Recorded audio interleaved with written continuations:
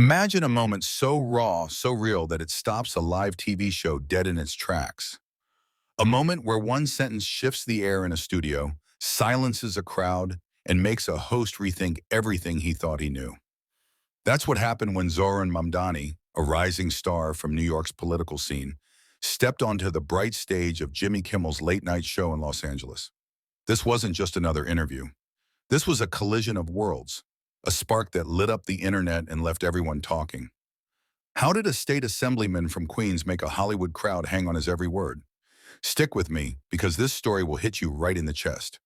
Zohran walked out under those blazing studio lights at the Dolby Theatre, his navy suit sharp, his beard neatly trimmed, his eyes steady with a quiet fire.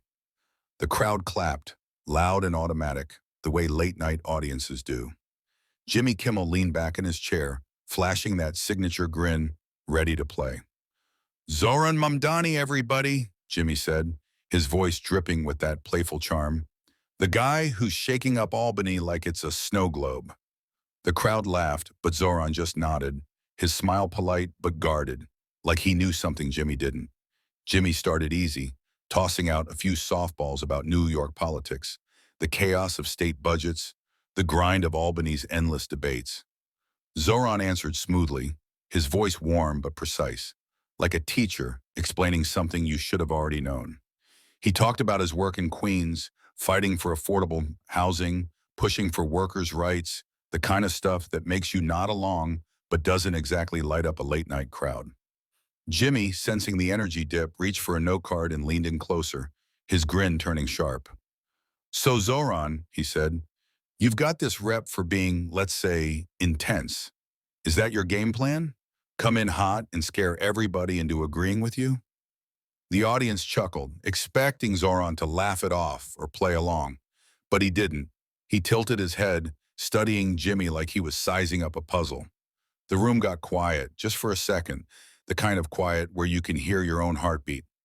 "Intense?" Zohran said, his voice low but clear. "You ever wonder why people call someone like me intense, but a guy shouting the same thing in a boardroom gets called passionate?" The crowd froze. Jimmy blinked, his grin slipping just enough to notice. Zohran leaned forward, not aggressive, just steady. "I'm not here to scare anybody, Jimmy. I'm here to say what people back in Queens are feeling every day. Folks who can't pay rent, who work 2 jobs and still can't breathe. You call that intense? I call it honest." The silence in the Dolby Theatre was heavy, like the whole room was holding its breath. A few people let out soft oohs, the kind you hear when someone lands a punch you didn't see coming. Jimmy tapped his note cards on the desk, a nervous tick, trying to find his footing. This wasn't just a TV moment. It was a mirror held up to everyone watching. Zohran wasn't playing the game the way guests usually do, all polished smiles and safe answers. He was real, raw, and unafraid to call out the script. And that's when the real fire started. What do you think about a moment like this? Have you ever seen someone flip the script on live TV? Drop your thoughts in the comments below. And if you're feeling this story, hit that subscribe button to catch the rest of it. That moment in the Dolby Theatre wasn't just a pause, it was a shift, like the ground moving under your feet. Zohran Mamdani had just called out Jimmy Kimmel's intense jab, and the crowd at Jimmy's Los Angeles studio was still processing it. You could feel the air change, like everyone suddenly realized this wasn't going to be another fluffy, late-night chat. Jimmy, usually quick with a quip, sat there, his fingers drumming on his note cards, searching for a way to steer things back to his comfort zone. But Zohran, he was calm, like a guy who'd walked through storms and knew exactly where he stood. Jimmy tried to laugh it off, leaning back with a nervous chuckle. Okay, I see you, Zohran," he said, glancing at the audience for a lifeline. "But come on, you've got to admit, you don't exactly hold back. I mean, that speech you gave in Albany about corporate landlords, people were calling it a mic drop." The crowd clapped, grateful for a chance to break the tension. But it felt forced, like they were trying to convince themselves the show was back on track. Zohran didn't take the bait. He leaned back in his chair, one leg crossed, and gave Jimmy a look that was half smile, half challenge. "Mic drop?" Zohran said, his voice steady but sharp enough to cut through the room. Jimmy, when you're fighting for people who are getting evicted because some CEO wants a bigger yacht, you don't drop the mic. You keep talking until someone listens. The crowd went quiet again, but this time it wasn't shock. It was respect. A few people nodded, their faces lit up like they were hearing something they'd felt for years but never said out loud. Jimmy shifted in his seat, his grin fading into something more real. Fair point, he said, nodding slowly. But I mean, you're out here making waves, and some folks say you're too loud, too confrontational. You ever think about dialing it back? The question hung in the air like a dare. The audience leaned in, waiting. Zohran took a sip of water, set the glass down, and looked Jimmy dead in the eyes. You ever been told to be quiet when you're fighting for what's right? He asked. Because I have, my whole life. And every time I listened, nothing changed. So no, I'm not dialing it back. The room erupted, not in cheers, not yet, but in murmurs, like a wave rippling through the crowd. Someone in the back clapped, then stopped, like they weren't sure if it was allowed. Jimmy's eyes widened, not in panic, but like he was seeing Zohran for the first time. Wow, Jimmy said, his voice softer now. I don't have a comeback for that. The crowd laughed, but it was different this time. Real, raw, like they were laughing because they felt something, not because a sign told them to. Zohran didn't smile. He didn't need to. He sat there, steady as ever, like he'd been in rooms like this his whole life, facing people who underestimated him. And maybe he had. Back in Queens, growing up in a working-class family, Zohran was the kid who asked too many questions. Why the rent kept going up. Why the schools in his neighborhood had leaky roofs while others didn't. His dad, a cab driver who worked 12-hour shifts, and his mom, a teacher's aide who juggled two jobs, taught him early. If you don't speak up, no one's going to do it for you. That's what made this moment so electric. It wasn't just Zohran shutting down a TV host. It was every time he'd been told to sit down, to be less, to wait his turn, all coming to a head on national TV. And the crowd felt it. You could see it in their faces, the way they stopped fidgeting, stopped checking their phones. They were locked in, waiting for what came next. Have you ever had to stand up for something and been told to tone it down? What did you do? Share your story in the comments. And if this is hitting home, smash that subscribe button to keep up with this story. The Dolby Theatre was still buzzing. The kind of energy that hums when something real cuts through the polished haze of late-night TV.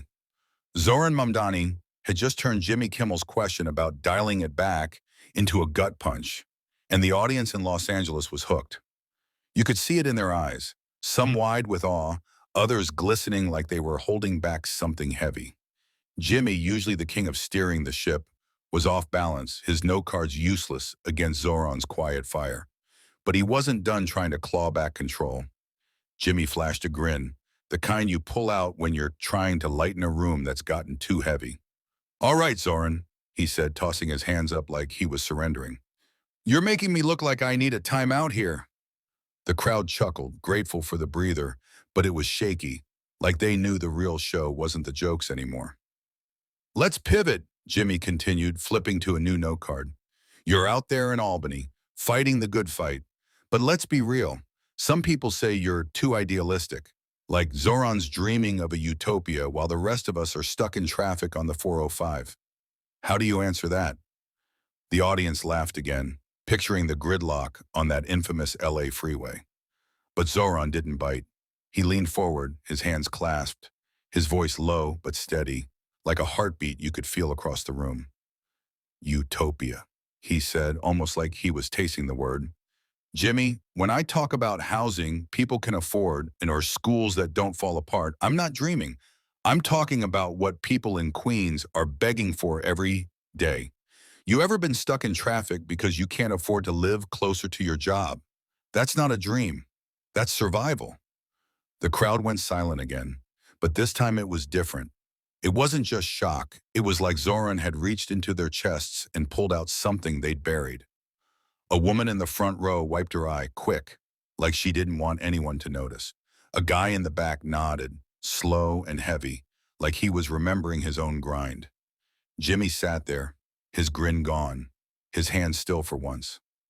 Man, he said, almost to himself, You don't pull punches, do you? Zoran gave a small shrug, his eyes never leaving Jimmy's. I'm not here to play nice when people are hurting, he said. I'm here to say what they can't because they're too busy working 3 jobs or praying their landlord doesn't raise the rent again. The room felt smaller now, like the walls had closed in, and it was just Zoran's voice carrying the weight of 1,000 untold stories. The band, usually ready with a quick sting, stayed quiet. Even the stage lights seemed softer, like they didn't dare interrupt. Jimmy nodded slower this time, like he was actually listening. Okay, he said, his voice quieter. I hear you, but don't you ever get tired? I mean, fighting like this, day in, day out? It was the first real question of the night, the kind that didn't come from a note card. And Zoran's answer, it was like a spark catching fire. Tired, he said, his voice rising just a fraction, enough to make you lean in. My mom worked double shifts to keep a roof over our heads. My dad drove a cab through nights most people wouldn't step outside. They were tired. I'm not tired. I'm fueled. The crowd erupted, not in laughter, but in applause, raw and unprompted. It started with one person, then another until the whole room was clapping, some standing, their hands coming together like they were trying to hold on to the moment. Jimmy looked around, almost startled, like he hadn't expected the room to turn like this. Zoran just sat there, calm as ever, but you could see it in his eyes, a flicker of something deeper, like he knew this wasn't just about him. It was about every person who'd ever been told their fight wasn't worth it. What would you do if you had to carry that kind of weight? Have you ever felt fueled by something bigger than yourself? Drop it in the comments. And if this story's got you feeling something, hit subscribe to see where this goes next. The Dolby Theatre was alive now, the applause still echoing as the crowd settled back into their seats. Zohran Mamdani had just turned Jimmy Kimmel's show into something else entirely. Not a late-night comedy routine, but a stage for truth that hit like a freight train. The Los Angeles audience, usually ready for quick laughs and celebrity fluff, was locked in, some still wiping their eyes, others whispering to their neighbors.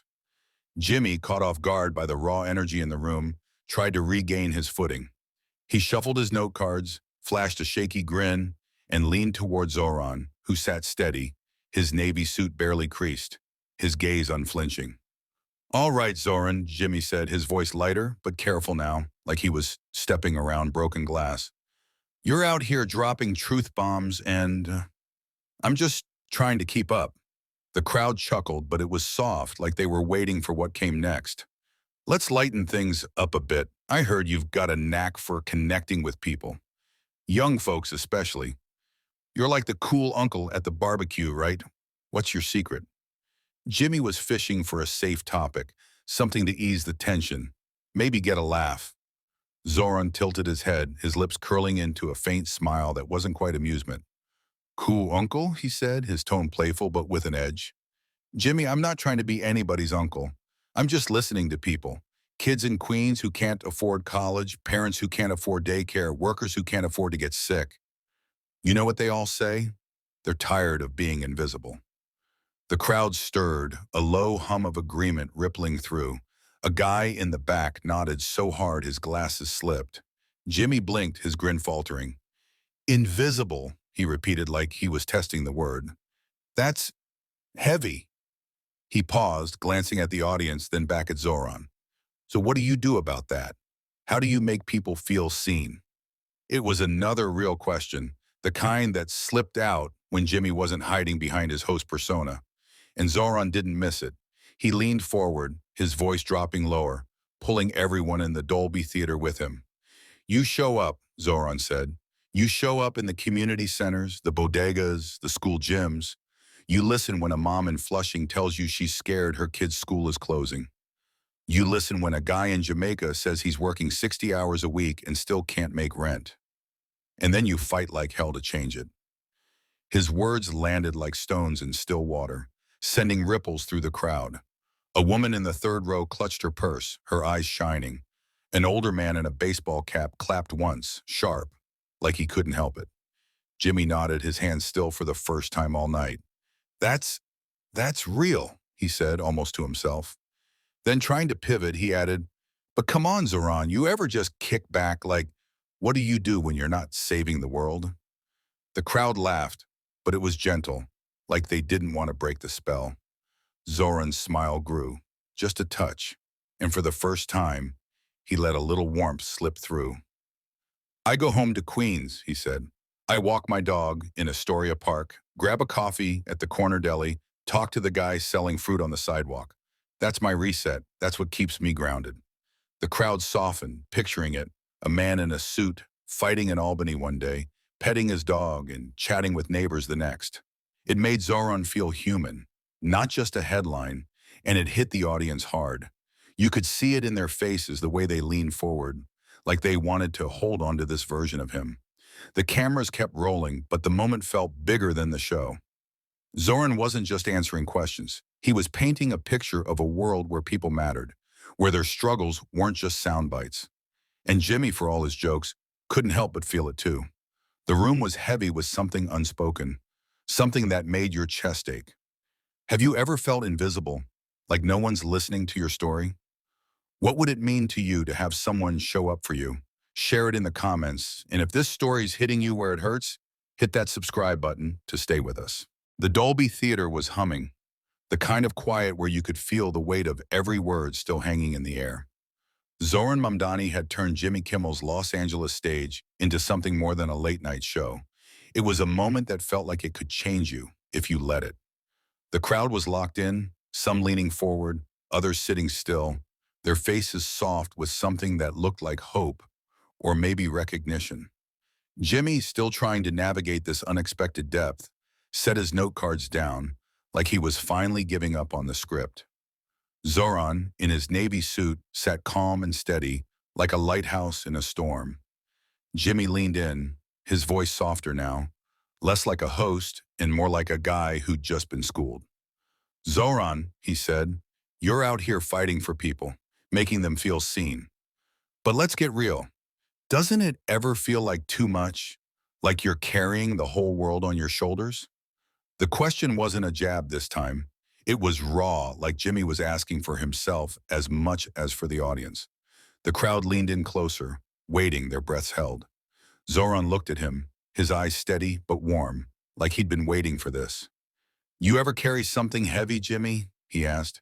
My weight's not a bag, but something real, like your mom's worry when she's counting pennies for rent, or your dad's silence after a 14-hour shift. The room went still, so still you could hear the faint hum of the stage lights. I carry those stories every day, Zoran continued, his voice low but piercing. Every kid in Queens who's scared they'll lose their home. Every worker who's too tired to dream. They're not just names on a page. They're my neighbors, and when you know their names, you don't get to put the weight down. The crowd didn't clap right away. They couldn't. It was like Zoran's words had reached into their hearts and pulled out something they'd forgotten. Maybe a time they felt that weight too, or someone they loved who carried it. A woman in the second row covered her mouth, her eyes wet. An older guy in a flannel shirt nodded, slow and heavy, like he was seeing his own life in Zoran's words. Jimmy just stared, his hands folded. No grin, no quip.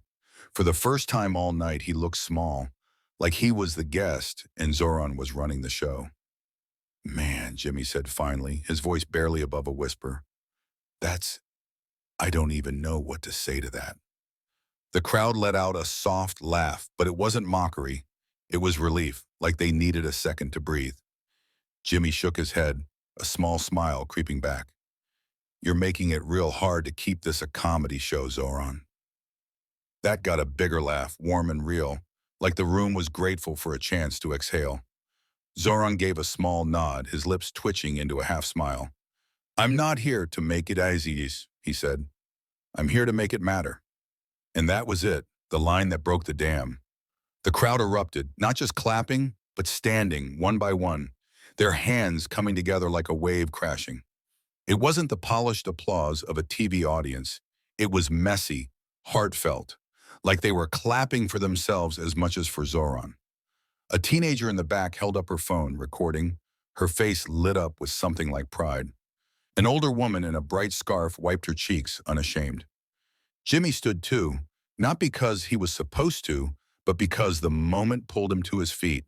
He clapped, slow at first, then harder, like he was trying to catch up to the room. "Wow," he said, turning to the camera, his voice thick. "We'll be right back after this."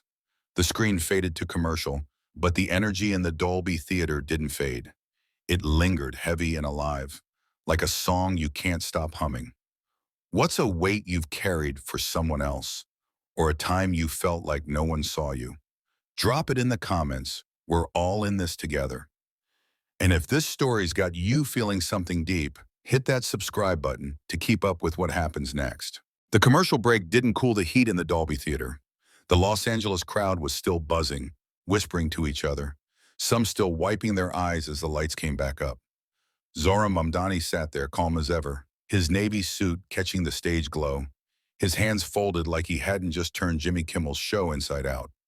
Jimmy, back in his chair, looked different now, less like the slick host and more like a guy who'd just been handed a piece of truth he wasn't ready for. The audience could feel it too. The air was thick with something bigger than laughter, something that made your heart ache in the best way. Jimmy cleared his throat, trying to reset the vibe. "We're back with Zohran Mamdani," he said, his voice lighter, but still carrying a hint of awe. "And I gotta say, man, you've got this place feeling like a town hall, not a comedy show." The crowd chuckled, but it was warm, like they were in on it now. "Let's talk future," Jimmy continued, picking up a new note card but barely glancing at it. "You're making waves in Albany, fighting for Queens. What's next? Senate? Governor? Or maybe a Netflix special, Zohran Takes America?" He grinned, hoping for a laugh to ease the room. The crowd giggled, but Zohran didn't. He leaned forward, his eyes locking onto Jimmy's, and that quiet fire was back. "You know what's funny, Jimmy?" he said, his voice steady but heavy, like it carried the weight of every room he'd ever walked into. "Everybody wants to write my story for me, Senate, governor, whatever. But nobody asks the people I fight for what they want. The mom in Flushing who's scared she'll lose her apartment. The kid in Jamaica who's got dreams bigger than his school's budget. They're the ones who decide what's next, not me." The room went quiet again, but it wasn't awkward. It was sacred, like Zohran had just spoken a truth too big for applause. A man in the front row, gray hair and a worn jacket, leaned forward, his hands clasped like he was praying. A young woman in a hoodie nodded, her eyes shining like she'd just found a hero. Jimmy set his note cards down, for real this time, and looked at Zohran like he was seeing him for the first time. "That's powerful," Jimmy said, his voice soft. "I mean, you're out here giving a voice to people who don't get one. That's not just politics. That's something else." Zohran gave a small nod, his face softening just a fraction.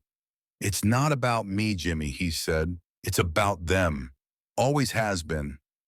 And that's when it hit, the moment that turned Zohran from a guest into a force. The crowd didn't just clap. They roared, standing again, their hands slamming together like they were trying to hold on to the moment. A teenager in the back waved her phone, recording. Her face lit up with something fierce. An older man in a baseball cap shouted, "That's right!" before catching himself, embarrassed but proud. Jimmy stood too, clapping, his eyes a little red like he was fighting something back.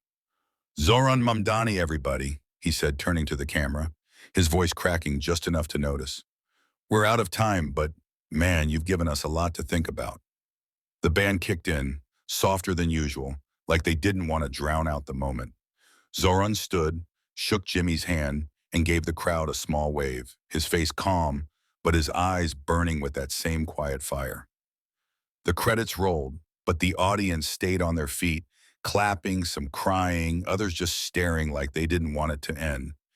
Backstage, the crew was quiet, whispering, checking their phones. A producer muttered, "That's gonna go viral." And it did. By the time Zohran's car left the studio lot, clips were already blowing up on X, one blurry phone video hitting 500,000 views in an hour. A user posted, "Zohran Mamdani just schooled Kimmel without raising his voice. That's power." The comments exploded, some cheering, some arguing, but everyone feeling it. Have you ever seen someone speak up for the people who don't get heard? What did that moment mean to you? Share it in the comments, and if Zohran's words are hitting you like they hit us, Smash that subscribe button to see how this story wraps up. The Dolby Theatre lights dimmed as the credits rolled, but the energy in that Los Angeles studio didn't fade. It clung to the air like smoke after a fire. Zohran Mamdani had walked off the stage, his navy suit disappearing behind the curtain, but his words stayed, heavy and alive, etched into the hearts of everyone there. The crowd was still standing, some clapping, others wiping tears, a few just staring at the empty stage like they were trying to hold on to what they'd just witnessed. Jimmy Kimmel stood by his desk, hands in his pockets, looking like a man who'd just run a marathon he didn't sign up for. This wasn't just a TV moment anymore. It was a spark that was about to set the world on fire. Backstage, the chaos was quiet at first. Crew members whispered, phones glowed with notifications, and a young staffer with a headset muttered, "We're already trending." Jimmy lingered near a monitor, watching the playback of Zohran's line. "It's not about me, Jimmy, it's about them." He shook his head, not in disbelief but in something deeper, like he'd seen a glimpse of something he couldn't unsee. Zohran, meanwhile, was already slipping into a car headed back to a hotel in downtown LA, calm as ever, like he hadn't just flipped a Hollywood stage upside down with a handful of sentences. By morning, the internet was ablaze. That blurry audience video from the Dolby Theatre hit 1 million views on X before breakfast, with captions like, "Zohran Mamdani just gave us all a wake-up call." TikTok exploded with edits. Zohran's words layered over dramatic music, his steady gaze clipped side by side with Jimmy's stunned silence. A user called @QueensVoice posted, "This man spoke for every one of us who's ever felt ignored. I'm crying." The comments were a storm, people sharing stories of their own struggles, from rent hikes in Chicago to crumbling schools in Detroit. Even celebrities weighed in. Viola Davis tweeted, "Zohran Mamdani is what courage looks like." Common reposted the clip with one word, truth. But it wasn't all love. Some corners of the internet pushed back, calling Zohran too serious or divisive, trying to paint him as just another angry politician. Except he wasn't angry. He was clear, calm, and unrelenting, and that's what made it impossible to dismiss him. He hadn't shouted, hadn't sneered, just held up a mirror to the world and let it see itself. News outlets like CNN and MSNBC were clamoring for interviews, while local radio stations in places like Cleveland and Tucson slipped his name into morning shows saying, "This guy from Queens is who we need right now." The real story, though, wasn't the viral clip or the headlines. It was Zohran himself, the kid from Astoria who grew up watching his parents grind, his dad driving a cab through New York's mean streets, his mom grading papers late into the night. He was the kid who asked why his neighborhood schools had outdated books, who got labeled trouble for speaking up. In Albany, he'd faced the same thing, called idealistic or difficult for fighting for tenants, for workers, for kids who deserve better. Every time someone tried to box him in, he'd ask, "Who built this box, and why does it only fit one kind of voice?" That's why his moment on Jimmy's show hit so hard. It wasn't just about calling out a bad joke or winning a debate. It was about every time he'd been told to be less, to wait, to smile more, and refused. It was about the people in Queens, in every city, who carry weights no one sees. When Zohran said, "I'm here to make it matter," he wasn't just talking to Jimmy or the Dolby Theatre crowd. He was talking to every person who's ever felt like their story didn't count. And they heard him. A few days later, in a quiet community center in Oakland, Zohran spoke to a small crowd of students and parents. No cameras, no stage lights, just folding chairs and a flickering fluorescent bulb. A girl, maybe 15, raised her hand. "How do you keep going when people try to shut you up?" she asked, her voice shaking. Zohran smiled, soft but fierce. "You remember who you're fighting for," he said, "and you don't let anyone make you smaller than that." The room was quiet, but you could feel the strength in it, like a fire catching. A teacher scribbled his words on a notepad, later pinning them to a bulletin board. "Don't let anyone make you smaller." That's what Zohran did that night in LA. He didn't just win an argument or go viral. He became a beacon for everyone who's ever been told to stay quiet. He stood tall, not with anger, but with grace, and showed the world what it looks like to fight for something bigger than yourself. His words didn't just shake a room, they woke up hearts across the country, from Queens to Oakland to every small town in between. What's a moment when you felt like someone finally saw you, or when you stood up for what mattered? Share it in the comments because your story matters too.